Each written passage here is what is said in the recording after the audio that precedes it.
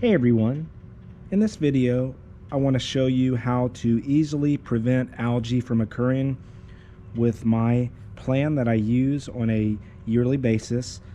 This is actually going to consist of 5 easy steps that you can follow, and this will guarantee you to not have algae or algae blooms in your pool. You're going to want to stick with me to the end of this video so you do not miss one of these steps. And if you are not a subscriber of mine, please subscribe to the channel. Please like this video, and I appreciate that.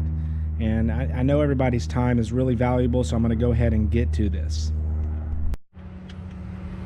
Okay, so step number 1 is you're going to want to make sure that the pool is running the correct amount of time if the temperature is above 65 degrees. Whenever the pool is above 65 degrees, it is a must that you run your pool at least 8 to 12 hours a day. That is the perfect temperature for algae, so you're going to want to make sure that it's running. If you have a variable speed pump, you're going to want to make sure the variable speed pump is set to run the exact amount of time, 8 to 12 hours. And you're going to also want to make sure that the variable speed pump is on the correct setting for good circulation, and that is going to be at least 21 to 2400 RPM. Okay, and so yeah, just make sure that it's running.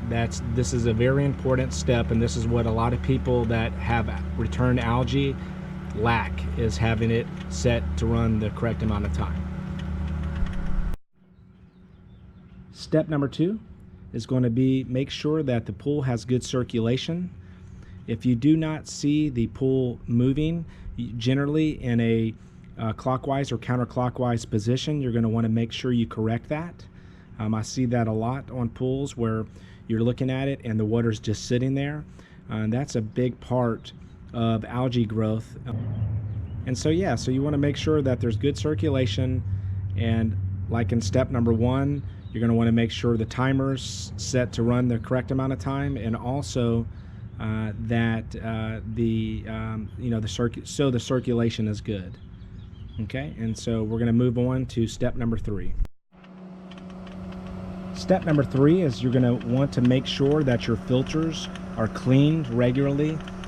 A clogged filter will stop the circulation from being where it needs to be, and you will run into problems. So this being a sand filter, I'm going to want to make sure at the very least every 2 weeks I am going to be backwashing and rinsing. It's very important. You can use the actual gauge on the sand filter, which is right here, and that gauge will tell you what the PSI is, and you can go by that. I do recommend doing it that way, but make sure that your filters are clean, they're not clogged up, and you can always tell by looking at the pool if the circulation is not good. Chances are you have a clogged filter.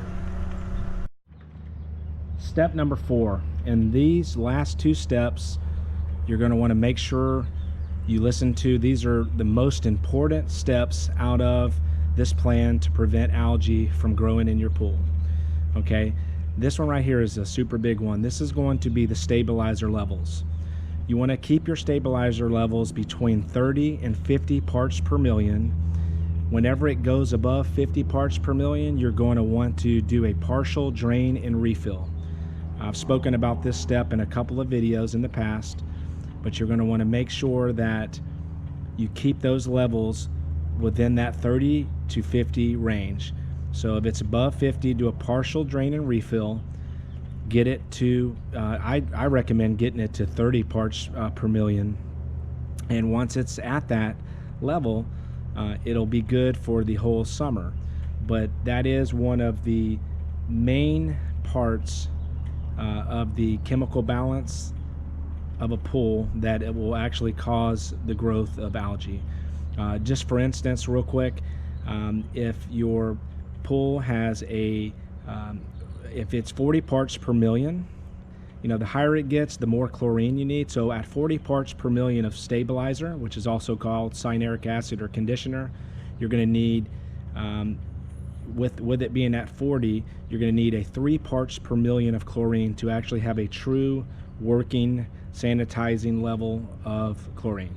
So go ahead, get that, and then as soon as you're done, you want to balance out the chemicals, all the other chemicals, and just get those in range. And okay, and so we will get to the last step here now. Okay, so here is the Phosphate Test Kit and the phosphate remover that you're going to want to pick up. I'm going to have links in the description to where you can pick these up on Amazon. This right here is the Taylor Test Kit K1106. This is the phosphate test kit. It will tell you the readings from 0 to 1,000 or 0 to 6,000 parts per billion of phosphates. So you're going to want to pick one of these kits up, pick up this phosphate remover, and what you're going to want to do now is get your phosphates to 0 parts per billion. Very important.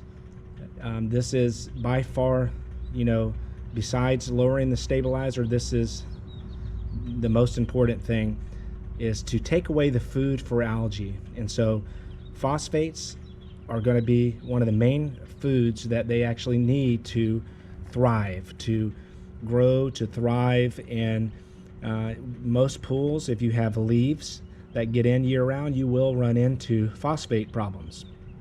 And so it's best to lower it down and keep it at 0. It's not hard to do. If your pool was, say, at 6,000, I would recommend doing a partial drain and refill, maybe halfway, and balance all the other chemicals out, and then start working on the phosphates. And by the way, this is the time of year. We're in January right now. This is the time of year that I actually use this product mostly. I will put in maintenance doses in the actual summer times, or excuse me, in the winter time I'll put in maintenance doses, and then throughout the summertime I'll also do the same thing. But this is the time of year to go ahead and get the phosphates right. But if you follow these 5 steps that I mentioned, you will not have algae growth. As long as the chemicals are balanced, just keeping everything within range, pH 7.4 to 7.6, total alkalinity I like to have around 90 to 100, and then the actual free chlorine, generally about 3 parts per million, and the stabilizer, cyanuric acid, at 30 to 50. So keep those all within range. Also, my last step, it's not really a step, but it's going to be part of step 5, is to superchlorinate your pool every 2 weeks, no matter what the chlorine reading is. That's what I do with all of my accounts. I use granular chlorine. I'll put anywhere from 1 to 2 pounds every 2 weeks, and I don't ever skip. Every 2 weeks I don't ever skip a time. I always do that, and this is a foolproof plan. If it was not, I would probably lose the majority of the accounts that I have. So people will not pay you to have a green pool, so yeah.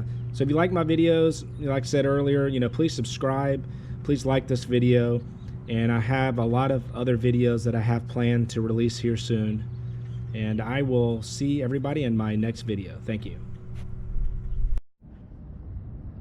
I wanted to go over a few of the actual instructions for adding this. And here's the chart here that you're going to go by. 0 to 500 parts per billion is 2 ounces per 10,000 gallons. And 500 to 1,000 is 4 ounces per 10,000 gallons. Okay? So do not ever add more than 8 ounces per 10,000 gallons of water. It will cloud up the pool, and it will stay that way for a long time. Remember, after each dosage, if you were today to actually do the dosage, it's going to be, you're going to use a container, something like this. You're going to want to make sure to clean your filters, to clean your cartridge filters the next day, and then repeat the dosage until you get to 0 parts per billion.